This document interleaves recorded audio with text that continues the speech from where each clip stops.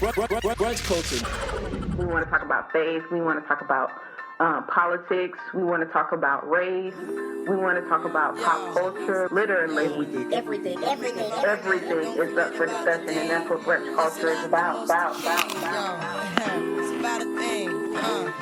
Feel real good. Wave your hands in the air and lick 2 shots in the air. Brunch culture. Brunch culture. Brunch culture. Brunch culture. Keep your head up, word. Keep your head up. That's right. Whenever this fight get tough, you gotta fight with my homegirl standing to my left. Am I right? True blue. It's like tight like glue. We are living. Hey, single. Yo, I got the. The fact that I remember that, and that was the first time I heard that song in so long, is a true testament to how many times I watched that show. The show is so good. I bought the first season, the complete first season on Amazon, and the saddest thing is I can't even go to bed at night because I have to like watch one of the episodes because it's so funny. Like it's funny, and I think it's just, you know, I love black people. I love seeing black people in like, you know, positive spaces and doing stuff. And that's what I miss. And this show just brings me back to the time of being a kid and being like, dang, man, like they all doing something. Like even the person that doesn't have like the professional role, which is Overton, he's a handyman, but it's like, you know, he makes a living for himself. Like it's just dope. It's really cool. I love this show. Yeah, I have to check it out. I'm surprised it's not on Netflix. You know what I've been watching? I've been watching Different World on Netflix at night. Yeah, A Different World is dope too. It's like all these 90s shows, yo. Like all of these shows were, it was so much, it was just regular positivity. So I feel like we got a lot of good shows with black people now, but you know, a lot of the shows have to be about drama. That's what we're in. We're in the age of the culture of society where we love like drama. Love and Hip Hop Atlanta. Yeah, no, that's not one of the shows I was talking about. But it's like, we just gotta have now, like, it's so much drama, like How to Get Away with Murder, Scandal, even The Quad, like Greenleaf, all of these great shows, but we like the drama of it. And I just miss these shows where it was like sitcoms are good. Like there would be like, you know, some sort of drama that maybe creeped into the show, or every show had some sort of like conflict that had to be resolved, because that's just normal, you know, show writing. But it still was just good. Like you felt good watching the show. Like the very first episode that I watched, I was crying. Like I was laughing so hard, and I just kept rewinding parts just to hear it again. It's just great. It's really hilarious.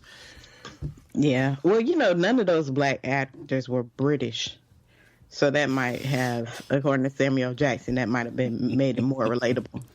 This transition, I like the way this transition was good. This transition was good. None of those actors are British. So yeah, Samuel Jackson. So I didn't watch the video. I think you watched the video, right? Mm-hmm. Yeah.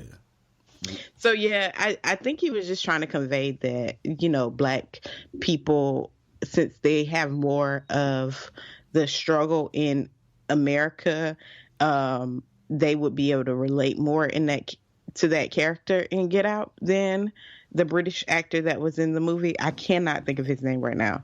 And so I guess that's what he was trying to convey. But I essentially think it's problematic with that because, you know, there's some African Americans who are disconnected from the struggle. So I don't know if it just needs to be a potentially African American, because there could be an African American that's kind of disconnected from what he might have been portraying in that film. You know what I'm saying? Yeah. I mean, we all connected to, we all are facing prejudice and racism in this country, but not everybody experiences it to the same degree. So I think, and the fact that he's British doesn't mean he hasn't experienced something similar. Right. So I think that's just I get what he was trying to say, but I think it would be painting with a broad brush to kind of make that connection. Right. So, because I didn't watch the video, I just read like highlight clips of a comment. And, it could have been splice and dice, and it couldn't have been everything. It may not have been everything that he was saying, but I thought that I got the sense that Samuel L. was trying to say, like, hold on, let's be is not against like the British actor, but I wondered for this particular role, what a brother would have been able to do, considering that the character himself was American, and it was the movie itself seemed to appear to kind of take place in American, like the New England type area. Like what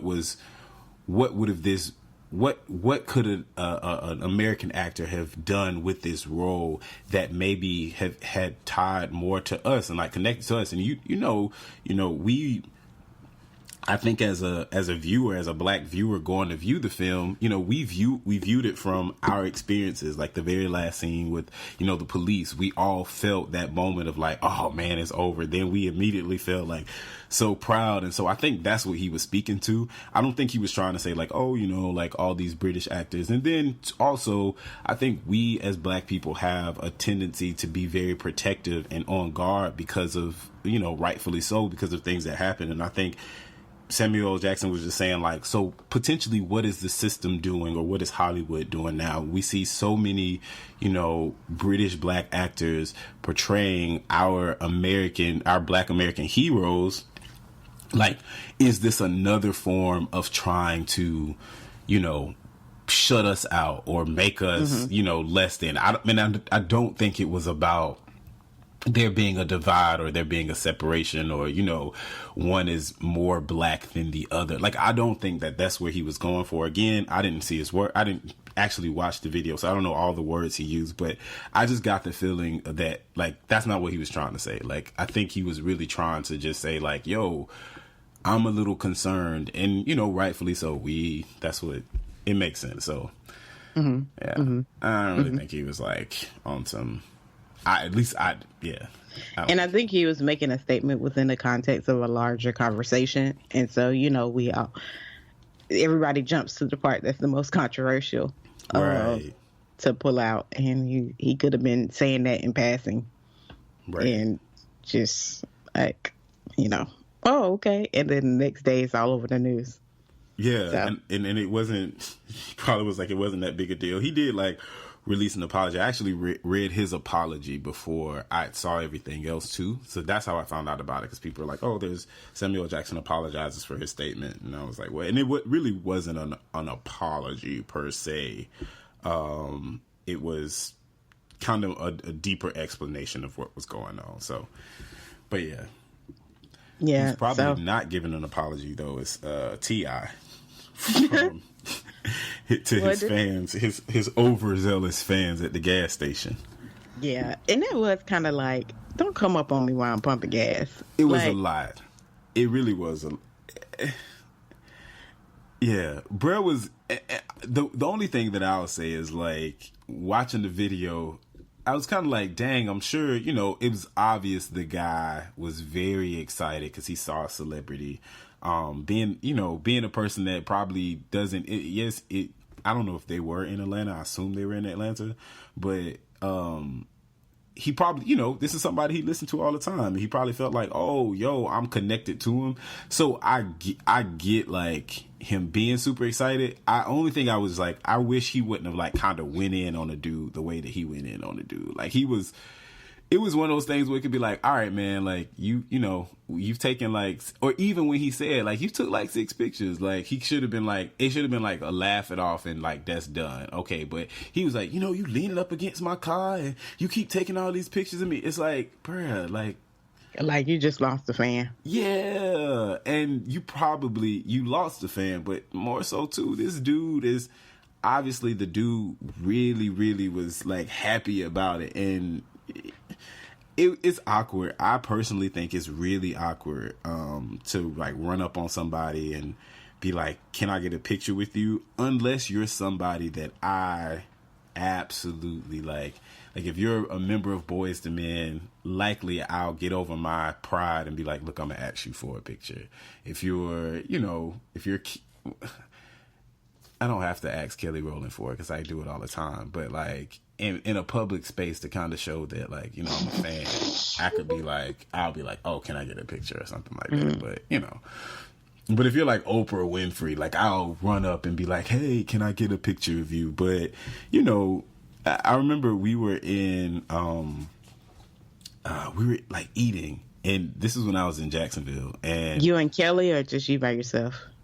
it was me and some other friends. Oh, okay. Yeah, it was me and some other friends. And Lecrae walked in, and one of my friends was like, oh my gosh, that's Lecrae. Oh my gosh, I gotta ask him if I can get a picture. And it was very obvious that he was trying to be inconspicuous. So I was like, I feel weird. Like, this is so awkward to just run up on somebody and be like, can I get a picture with you? When it's obvious that you are trying. Like, he had on a hat and some shades at first.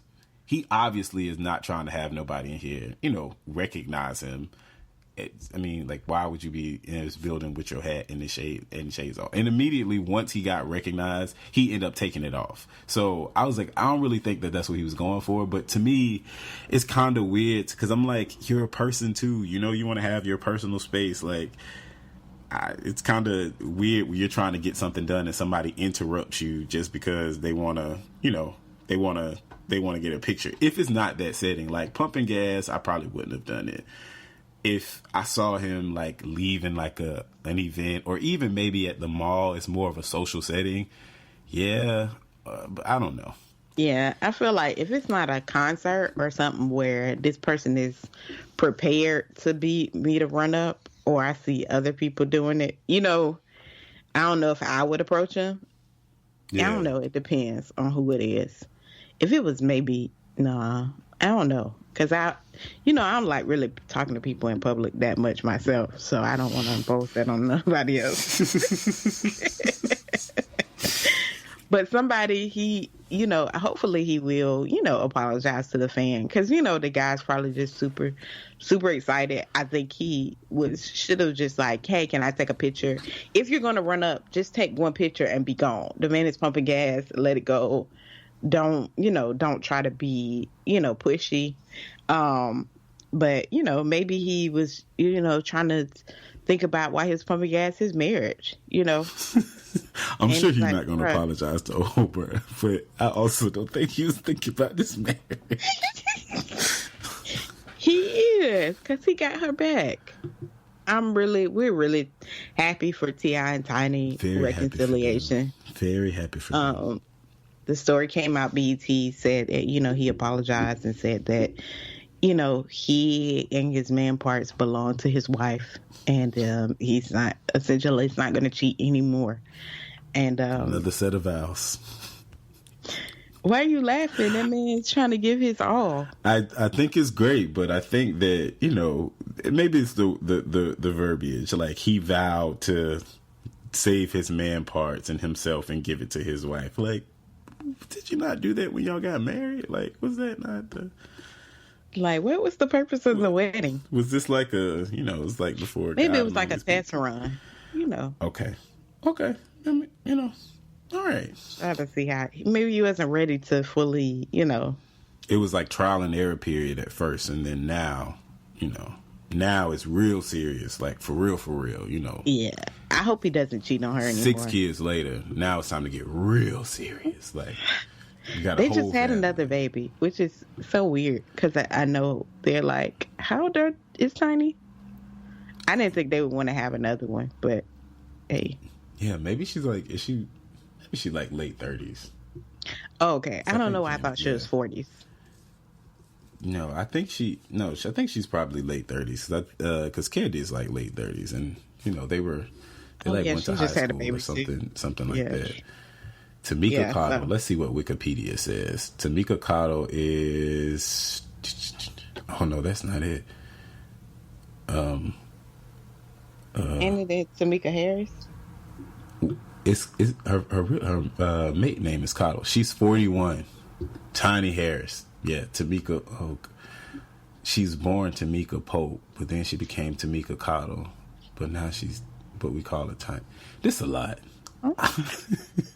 How did she transition? That's different. I don't. Oh, Pope is her dad's last name. That's what it is. So Pope is her dad's last name. Oh, okay, I got you. Gotcha. Cottle born Tamika Olivia Pope. Yeah. Oh, okay. Gotcha. This is making more sense now. I was like, wait, what's happening here?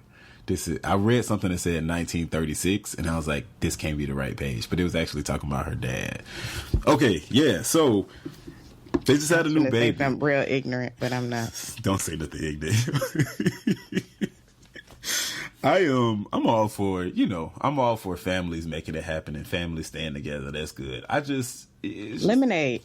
Yeah, it's just a little weird that we the did comment. So. Right. We did so by like, I vow now, and it's like, well, what makes now any different than before? And what did you say? She said like, that's all she's been waiting for. She's been waiting on him to apologize, and I don't know. I just feel like my thing about if you marry a rapper, I feel like you sign up for.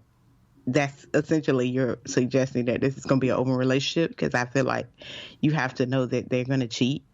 But that's just my thought process with hip hop artists. And I don't want to generalize all of them, but I don't know. It just seems to be the trend. So I wouldn't put much stock in it if I married like a superstar hip hop artist. Well, I was gonna say I remember like Love and Hip Hop when it first came out. That was kind of like the premise of a lot of them saying like, I remember what's the one lady, Jim Jones' girlfriend. What's her name? I don't know her name, but I know who you're talking about. Yeah, the one that was like the fighter. She was like, as long as he respect me enough to, like, they don't come in my face and I don't know about him, then that means he loved me. And I remember that being like a whole big thing. I remember my sister being like, "Oh, she's stupid. Oh, she's dumb. Oh, I'll kill him." Like, it was just nobody was going for it. But she was like, when you marry this, you're dating this type of guy, all these other chicks know that they're a side chick. And like, as long as he coming home to me, as long as he's keeping them away from me and he makes sure that I never find out about these girls, then that means he loves me and respects me and that whole thing.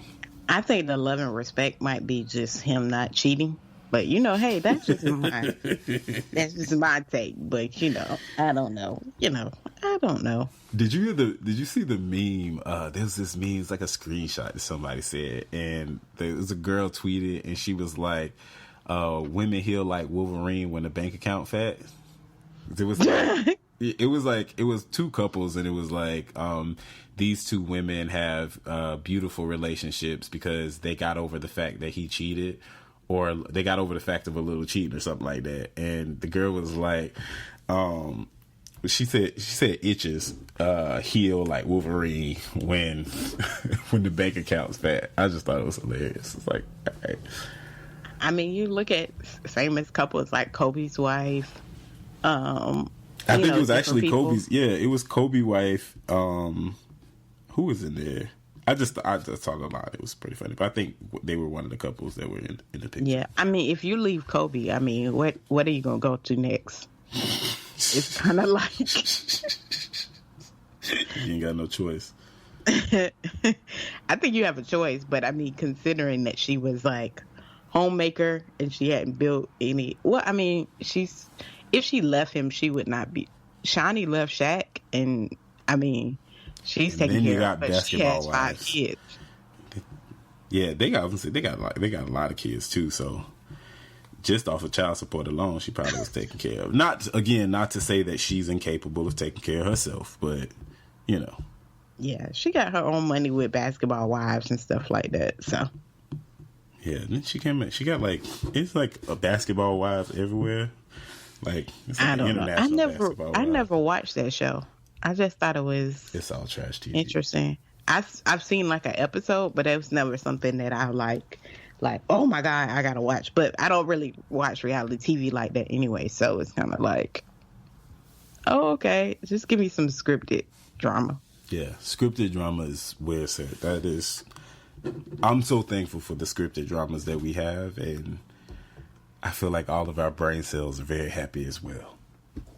'Cause we're not around here looking stupid at these same recycled storylines of this person fighting, sleeping with this person, and this person don't like this person, and I don't like this person, and now we about to fight, or I'm about to show this person. Like, guys, this It's like a real life with Young and the Restless. for real. Maybe that's why they're popular. Anyway. Yeah, because stories used to always be popular. Yeah.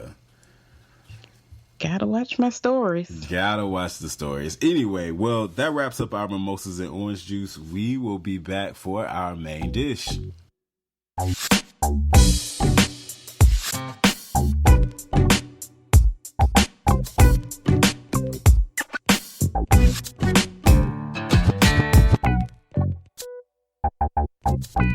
All right, guys, and we are back with the main dish. And this week, we kind of want to talk about confidence because, yeah, it's a lot has been happening, around me and for me personally, and it's kind of got me to thinking and talking and thinking about, what confidence means for us as young professionals and ways that we can kind of actively make sure that we're staying on top of that, because it's something that kind of comes and goes based on what happens. I mean, I feel like you can be very confident like in this one arena, but then your career thrusts you into another area and you just kind of like, wait, I'm not sure. I'm not 100% sure of myself in this area. I don't know what I'm doing. I think I know what I'm doing, but I'm not 100%, positive about this. And so I feel like it's something that we all face, big or small, and it's something that we have to constantly make sure that we're staying on top of. So I was online, of course, like finding articles, and I found this one article from The Entrepreneur that said, this was written like a couple years ago, and it was 6 actions you can take every day to build your self-confidence. And so we just kind of want to talk about, what these things are, what things stood out for us, and then just talk about the idea of confidence as well, because I think it's something that people think that, you have to be like down in the dump all the time and not like, not think that you're good at anything. Well, I think we think of extremes when we start thinking about a person being confident without realizing that sometimes you're fairly confident in yourself, your abilities, and you believe in what you can do, but you might just have like a moment or be put in a situation where you're not 100% your confident self, and you kind of got to do some things to be reminded about this. So, yeah. So this article, I'll just go through really fast and just give out the 6 things that the article talks about that you can do to be confident. And the first thing is you can act the part. The second thing is dress the part. The third thing is speak assertively. The fourth thing is think and act positively. The fifth thing is take action. And the sixth thing is be prepared.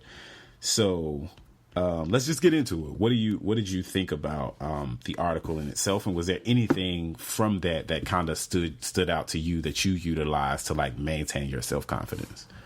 I like the article. I think it was a good kind of guide, and I like the way they broke up the 6 things to help boost the confidence, because I think I'm a proponent of when you look better, you feel better. And so the whole dress the part thing, I think is key. When you walk into the room and especially in a professional setting, and you're dressed the part, you have a confidence that goes along with it. There's a different level of confidence, I feel like, when you get dressed up and you're in a meeting and it's like you feel like a boss. Well, me personally, I do. Right. And so ain't nothing wrong with feeling like a boss, trust me. You're sitting there in the meeting and you're dressed the part, and I feel like it brings a level of confidence. But not only that, being prepared, I think is so crucial, because I always get, if I'm not thoroughly prepared for what's about to happen, you don't have the confidence because you're like, oh, I don't want to look like an idiot. Yeah. You start so second guessing yourself. Yeah, everything is like, and then you can't speak like with authority about something when you're not prepared. Right. And so that's one of the things, like, you have that authoritative feel when you are prepared for something. A certain level of confidence comes when you're prepared, and then you're able to speak in a way and articulate in a way that kind of brings, it's kind of compelling to others that hear it. Yeah. So I think those things really stood out for me. Yeah, absolutely. So I think for me, the two things that were really, really powerful, and this is kind of coming from like just a personal space of making sure that you think and act positively is, one of the most paramount, as well as taking action. The think and act positively, I feel like this is kind of, it plays into every part, right? So it's kind of, it plays on that idea of like when you look better, or, you look better, you dress better, you feel better about it. But also I feel like that kind of garners these positive thoughts for yourself. So you start to think like, I know I look good. I know that I can do this. I know that I'm gonna go in here and people gonna be, amazed by how good I looked, or I'm gonna get a couple extra stares, or somebody's gonna make a comment or compliment and stuff like that. You know what I'm saying? Like, you're walking around with these positive thoughts in your head. And I think that one of the things that is easy for us to do, especially in the age of social media, and I know that we've kind of talked about that before, but I feel like confidence and being confident in yourself and not being confident in yourself can be easily impacted by seeing everything that's going on in everybody's life, right? And you have all of these external things, these external images that are constantly being put in your face, right? And if you're not getting, if you're not putting as much out there as somebody else, or if you're not getting as many followers or likes or things, that I personally think is kind of crazy. But I realize how, this plays a part in your esteem and maybe not so much your esteem, but your confidence in that moment. Because I truly believe that, like, you can be a person that has a high self-esteem, but, based on the situation or based on a particular interaction, you can start to second guess yourself and question yourself and not be as confident in that moment or in that situation. And you have to fight through that. So I think making sure that you have these positive thoughts, and you're constantly putting those positive thoughts in your heads, like positive affirmations, reading something and putting something inside you that makes you, confident and believe in yourself. And, you stand on some truth, you hold some truths about yourself. So you write down like some truths. It was one of the things that I remember back in the day when, like, this was like during college time when I really was kind of like at one of my lowest points. I remember taking that and just kind of doing this exercise of like, let me write down the things that I think are true about me or that I like about myself, and being able to see those, to read those, and like start to be like, I know this about me. Like, I know that I'm good at this. I know that I'm this type of person. I know that I strive and I work hard to do this, and letting those kind of be the things that, really lead my interactions or kind of change these thoughts that come into your head, or these negative thoughts that come into your head. Because again, it's something that happens very easily. And I feel like in our time, because we're exposed to so much constantly, like it's really easy to get swayed, or just kind of lose track of your own ability, your own confidence. So that the thinking positive was just really stood out for me. And there's another part to that. There's another, I feel like, key piece to that is making sure that you're around other people that speak positively about you, but also about themselves and about other people. I think that, I've heard people say stuff like, this person is fake positive, and which is a concept to me that's very weird and very foreign. The idea of being fake positive. I've never heard that. What does that mean? It's like a person is just kind of purporting to be positive, but they really not positive. But and that's what I was going to say. They do it for the gram. Yeah, and it's weird because it's like, I don't necessarily know how you could be fake positive, but I don't want to say that that's not a thing, because I'm sure that maybe somebody is like fake positive. Like maybe you out here saying, giving positive affirmations and putting all this positive stuff out, but you like secretly, hating on a person or talking about somebody. Maybe that's fake positive. But for the most part, I feel like, if a person is trying to promote positive thinking or positivity or, you know, mutual love and respect between people, I don't necessarily know if they can really be like fake positive, because there's like some good is going to come out of that, you know? Like, True. I mean, I guess I kind of get it, because there was a person I knew that was like super happy all the time, and I wasn't like close to them, but every time I would see them, they'd be like, "Oh my gosh, you're so amazing," and just like going in, and they did that to people. I just didn't think that they were like that all the time. But I think I could be suspicious of people that are like really, really excited all the time, every time I see them. I just don't think that's real life. But again, that could essentially be their personality. I think it's just so far from my personality that I don't really, I'd be like, how do you do that? Like, and not to say I'm not a positive person, but I'm really laid back and chill. So to be like, oh my gosh, I'm so excited, like all the time, I just be like, what's happening? Right now. I can definitely see that, because it comes off as inauthentic, right? It's like, what's happening? Like, is this positivity really? Are you acting? It's like, is this stage? But you know, no shade though. Sometimes white women are like that, and I just be like, my God, what's in your coffee? White women that listen to our show are really not gonna like you. No, I'm just like, no, you don't want to I'm speak not to saying... them in the morning in the office. You think they're too happy because it's too early. No, I love. No, I follow you. I get what you. I have white friends. You know how white people be doing. I got black friends. You are ignorant. I have white friends. Oh my gosh, I have. My roommate was white. The lady at Publix, I speak to her all the time. She's white. No, I'm saying that I feel like that maybe they just, some of them are morning people. Because I feel like that with morning people, period. Like, I don't understand how people be really excited before 10 a.m. Like, but, you know, I'm a night out. So people be like, why are you still like wide awake? And it's like 1 o'clock in the morning. So, I mean, I hate it. I completely understand. I'm no shade to white women. You know, I love you. I have friends that are white, you know. You're so ignorant. I just want to go on record saying that, you know. I just want to go on record saying that. I have like one Asian friend. So I'm like multi-ethnic in my circle. So I just want to make that known.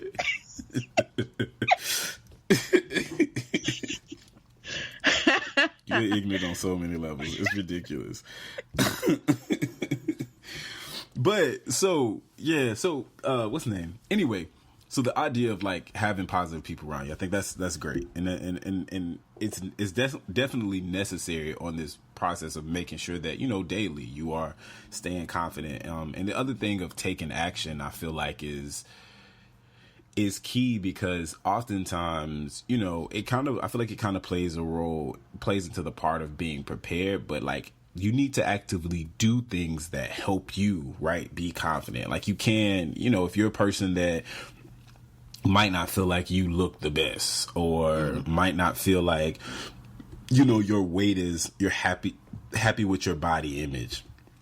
If you're just not doing anything, and you're kind of just sitting around and, you know, eating whatever and not working out, or, you know, not doing stuff that's going to help, that you're not taking any type of action, you're not adding to a good outcome when it comes to your, you know, your appearance and you being confident in the way you look. So it's like, you have to actually do work to make these things happen. So you got to take some sort of action. You can't just sit by idle and hope and pray that it's going to happen. I've heard a number of people, you know, say things like, you know, I'm just going to do my part, and I know that God is going to take care of it. And it's just like, well, you know, like, he definitely has the power to do it, but he also gave you the freedom, you know, to do things yourself as well. So you kind of just saying like, I'm gonna go out and eat McDonald's every day, and I know God's gonna turn around my body image. Like, yeah, probably not. It's just not gonna work that way, because it's not, you know, you're not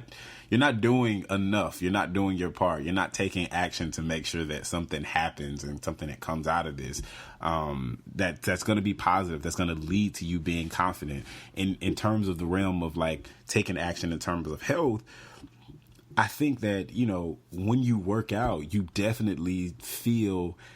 Have you ever worked out and like you knew you needed to work out? You probably didn't work out in a while, and then like the day you go to the gym, like that next day you start feeling like you look better already.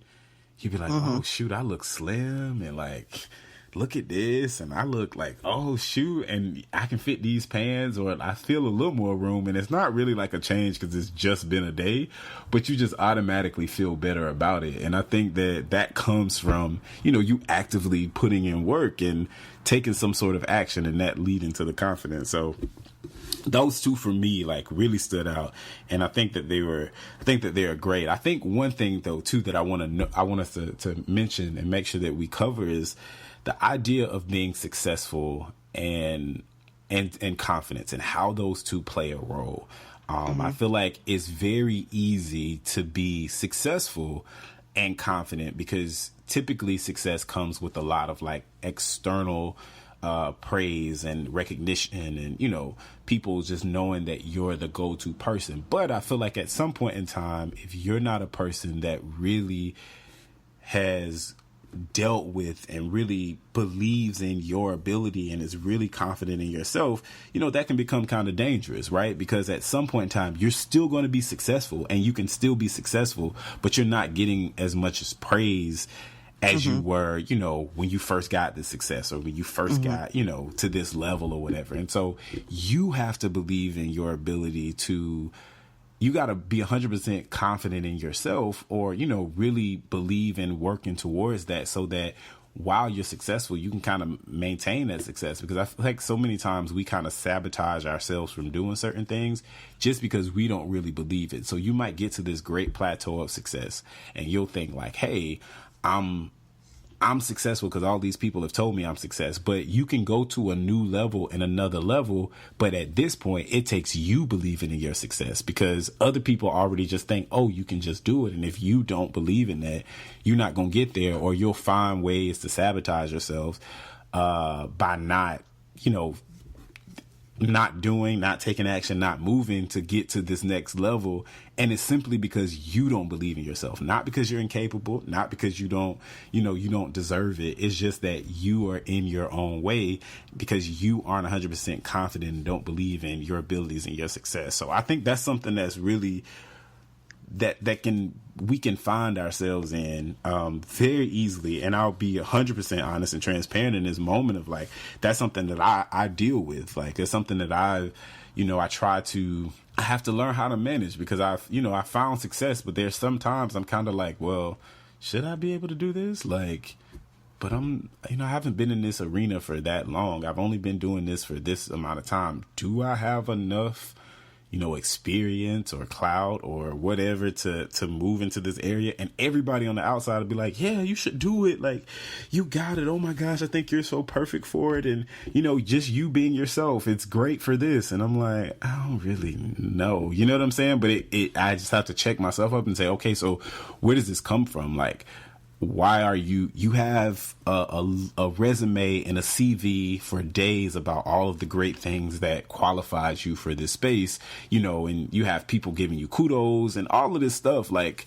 you know, the proof and the evidence is there. Why is it so hard for you to just know that? Not even to like believe it. Why is it hard for you to just know it and just be like, oh, I can definitely walk into this because I know me? Like, what does that say about you? Yeah, and I think it's like the more success you get, the more insecurity it brings.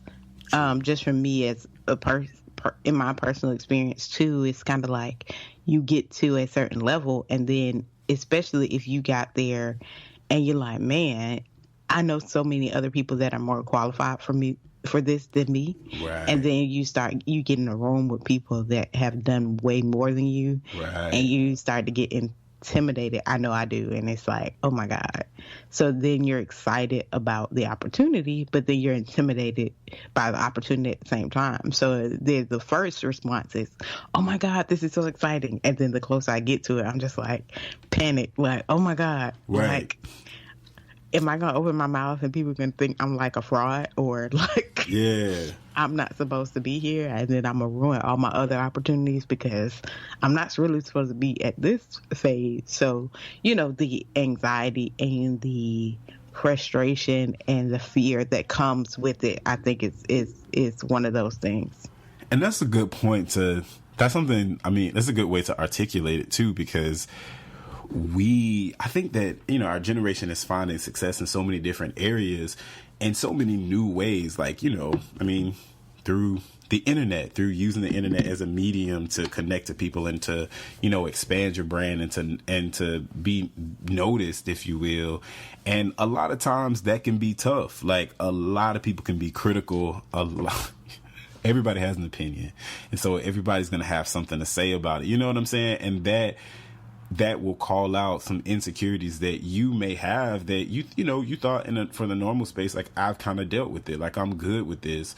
I know that, I'm a good speaker, and so I'm fine with it. And maybe you might say a word wrong and somebody's like, he don't even know how to say Powerade or something. Like, I don't know. You know what I'm saying? And it's just like, well, dang, like, where did that come from? Like, I thought I was good with this, but it's just soliciting all of these external, like, opinions that aren't as supportive and aren't as positive as everything else that you've heard, that got you to that place, or even that you believe. Like, that success kind of like shines a light on you and makes you like, oh, yeah. And it's like you feel like you have to be perfect, because recently this happened to me. I was doing an interview and I'm talking to the man, and he's like, and I was like, well, people are saying this about this particular thing. And he was like, what exactly are they saying about it? And so I'm live, and I'm like, my mind went blank. And so I was like, you know what? Instead of making something up, I was like, you know what? I don't know exactly what they're saying about this. Yeah. And it's funny because I did know, but you know how your mind just like, you just draw a blank, and it's like, man, I'm so sad. So I was like, man, that was stupid, Lisa. Like, how did you miss that? And then, so I'm thinking that in my head. And so we finished the interview, and then I go back like on YouTube like 2 weeks ago, and somebody made a comment like, oh, so how are you going to be over? I understand Lisa's busy and I enjoy the programming, but she should have known that that's a bad look. And I'm like, dang, like, yeah. Like, there's no room for error. Like, I'm so sorry. I really knew it, guys. And it's just like, I had to free myself up to not be the authority on everything just because it's in my field. Right. Like, it was in a field, there are specialties. So like, I think, when I think of a doctor, this person is a doctor, somebody's an OBGYN, somebody's a pediatrician, there's different specialties. And so I refer you off. So just because this is in my particular field, it doesn't mean I have to know everything. And so many times I think as young professionals, what like brings us anxiety, and I know it's for me, is because sometimes I carry the weight of trying to know everything about a particular thing. And it's like, it's no way you could possibly do that. So don't be afraid to say you don't know. And I think that frees.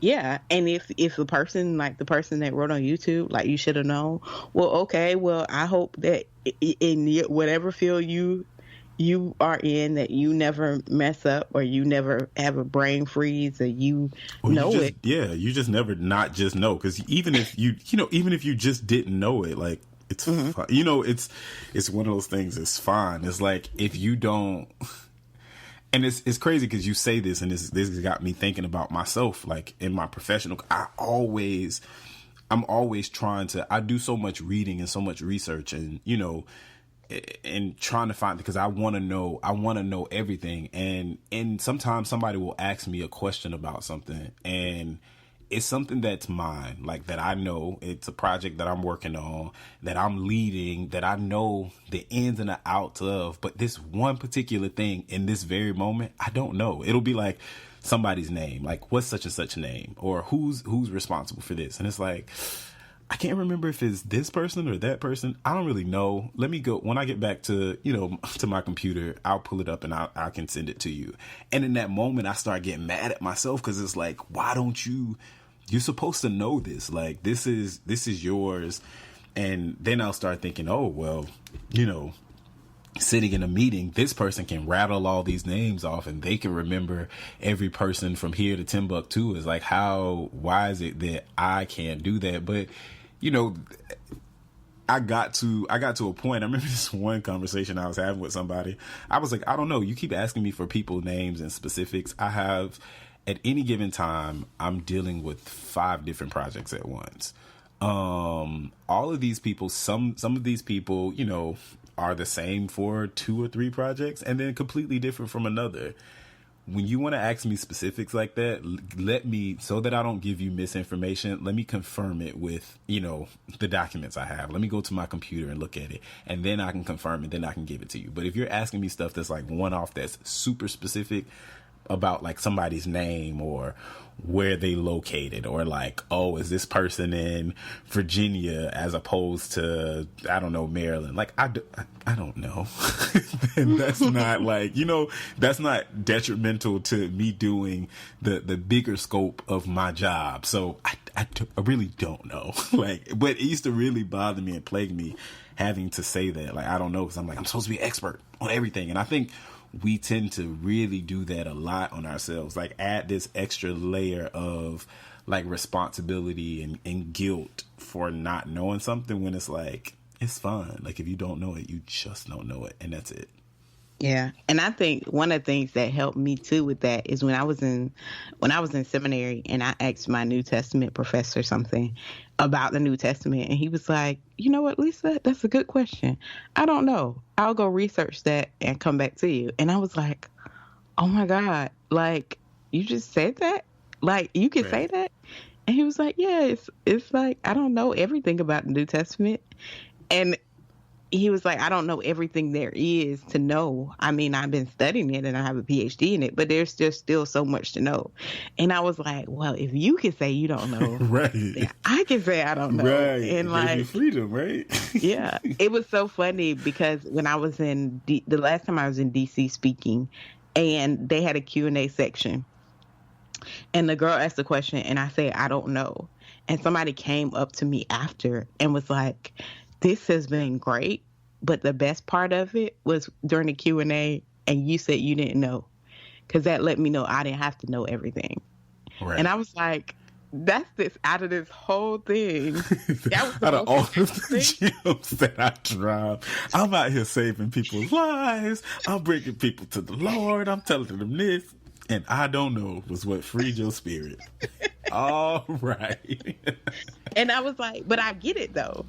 Yeah. Because it was so impactful for me when my professor said it. Right. So, like, that's one of the biggest takeaways out of all that he's taught me. That was one of the biggest takeaways that I walked away with. So I get how impactful that is when you have taken on this mentality that I have to know because people are looking at me as a specialist. And the freedom it gives to say, for you to see somebody else that you deem higher say, I don't know. It like really frees you up. Yeah, absolutely. I completely agree. And I think that, you know what, I think that that's one of the things, I think that's the thing that we can, that's it for this. And I kind of want us, like all of our listeners, to take away from this conversation is when we start talking about, like, you know, your self-confidence, there's certain things that will impact that and kind of sway that, and you'll start to question yourself and second guess yourself. But I think that we just all have to realize how normal and how regular we are, and how like we have bouts of moments of you can have just done, no matter what your field is, you can have just done something extremely great that like everybody praises you for, you praise yourself for, you know that it was a great job. And then literally the next day you can find yourself in a situation where you're like, wait, what? The next hour. right. It's like, wait, I don't know if I can do this because, you know, this is so different.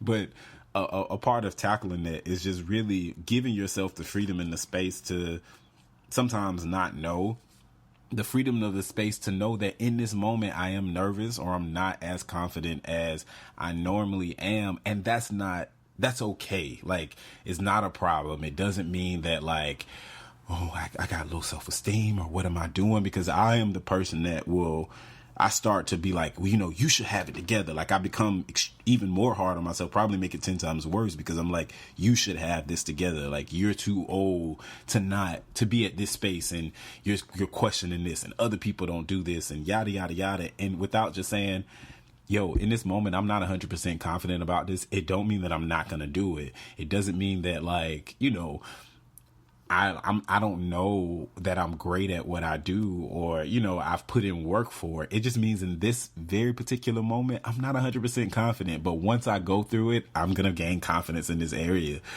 So that's what I think that is kind of like one thing that I really want to make sure that, everybody gets from this conversation. And just think about in your own realm of your life and your career, what you're doing. Like, because sometimes, it fluctuates. Like, your confidence really will move back and forth.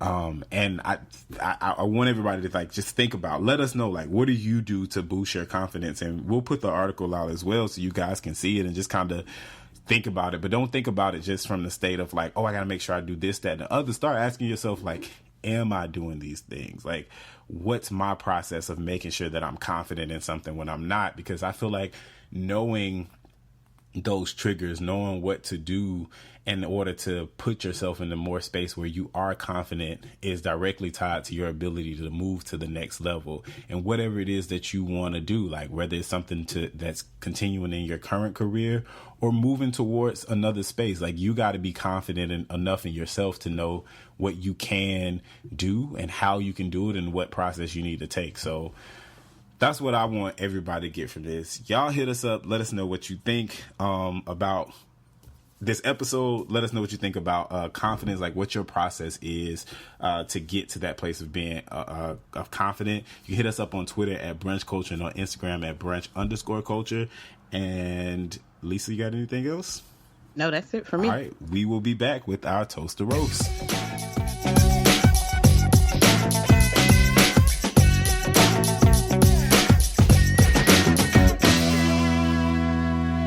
Well, now we're back for our toast or roast. Today, I want to do a roast. I want to roast 45 because we don't know what the heck he's doing. Honestly and truly, I'm wondering, is he like in the early stages of dementia or Alzheimer's? It's like almost a senile thing going on, and I'm really like, it's beyond like just normal concern. It's like, are you really like, I bet that his aides like almost have a heart attack every day. Every day. Because I feel like you literally cannot sleep because he doesn't sleep. And he tweets in the middle of the night. Like, and you wake up thinking like, oh, everything's good. You go to bed thinking everything's good. You roll over. If you're an aide, like your life is falling apart. Everybody's calling you. Like, could you imagine being his aide? I would like. I don't know how. I have an immense amount of respect for anybody that can. I think the man, Sean Spicer, I think he's probably just gonna stroke up one day. Like on camera, right? Like, he just be so frazzled because I know he's only repeating what he's been giving, and I don't think it makes sense to him sometimes when he's saying it out loud, but he has to say it, and it's like, man, I'm like, man. So y'all, pray for his aides because they might, But back to my roast. This new budget cut so many different programs from education fund with student loans and the Pell Grant.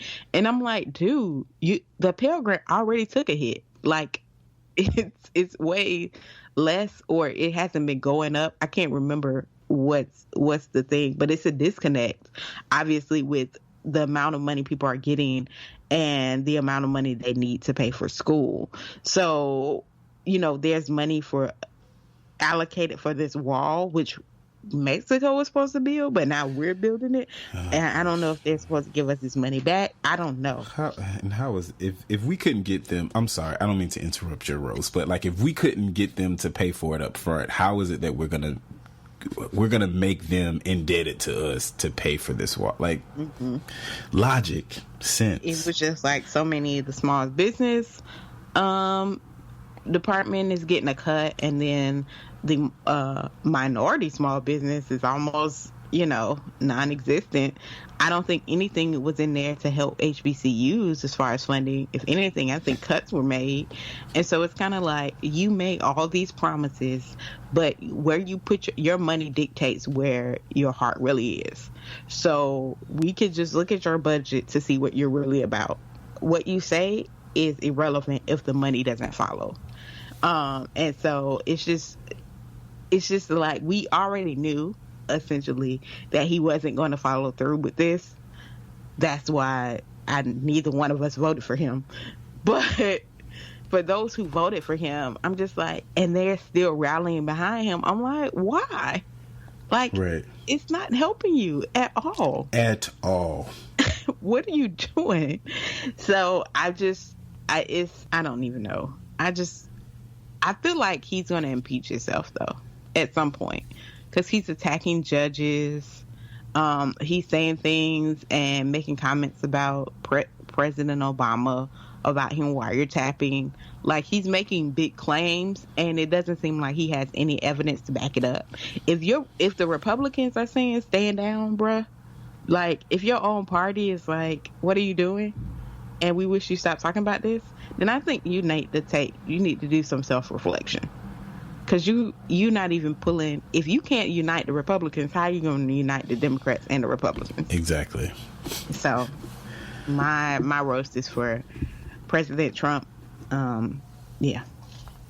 Well, thank you for that, because you know my position on that.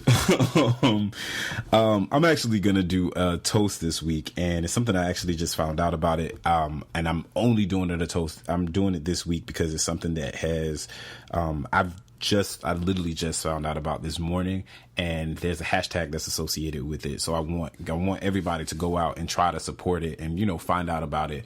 So in this, I just saw a headline for it, and then I actually saw the headline on like the Shade Room or something.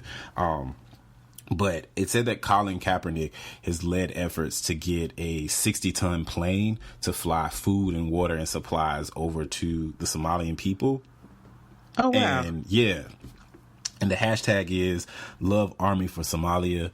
I just think it's great. I think it's amazing that, we have somebody that, whenever you have somebody that's serving and that doesn't have to, and that has all of the reasons to just be about themselves, and they find a way to steal, or they just are still about other people. I think that's amazing. Shout out to the Noop for doing it. He's a frat brother, so I think of course that it makes sense, but I just want you guys to support it. Anybody that's listening, go look up the hashtag Love Army for Somalia. I'm going to look and see if I can get some more information on exactly how to give. I think there's a GoFundMe, to help support the efforts to, donate anything you can, whether it's $1, $5, $10, whatever it is. I love to see other young people doing great things for people and just loving on people, man. Like, that's what I'm all about. So I saw that and I thought that's really, really dope. So if you guys can follow it, I do apologize that I don't have all the specifics and the details about where to go and all that stuff now, but I'll do my best to get that information and, post it to our Twitter and our Instagram. So that is my toast for this week. Toast to you, Brother Kaepernick.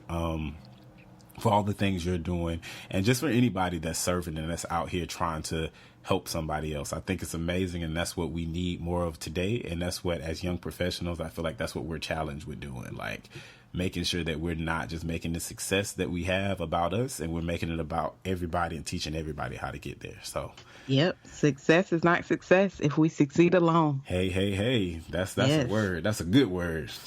That's a old Baptist word. I like that.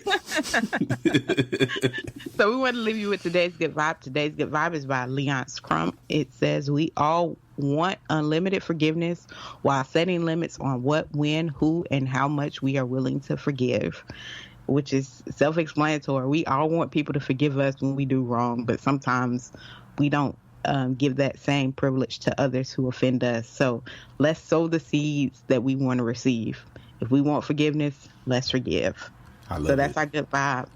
if you could remember, you could catch all our past episodes at brunchculturebc.com. You can follow us on Facebook at facebook.com/brunchculture, on Twitter at brunchculture, on Instagram at brunch_culture.